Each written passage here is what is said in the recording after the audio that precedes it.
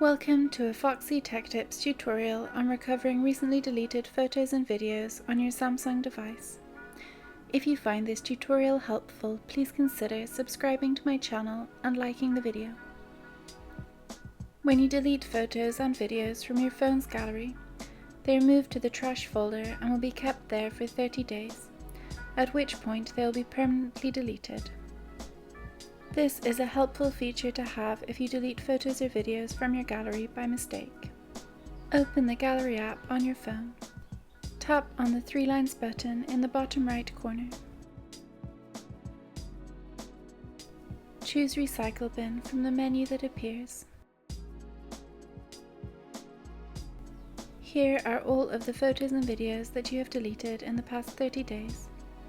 At the bottom of each item, it shows how many days are left before they will be permanently deleted.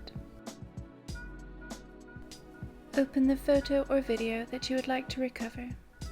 Tap the restore arrow to the bottom left of the image. That image will be immediately restored back to your phone's gallery. If you would like to restore multiple images at once, then you can tap Edit at the top of the recycle bin. Select the images that you want to restore, and then tap Restore in the bottom left.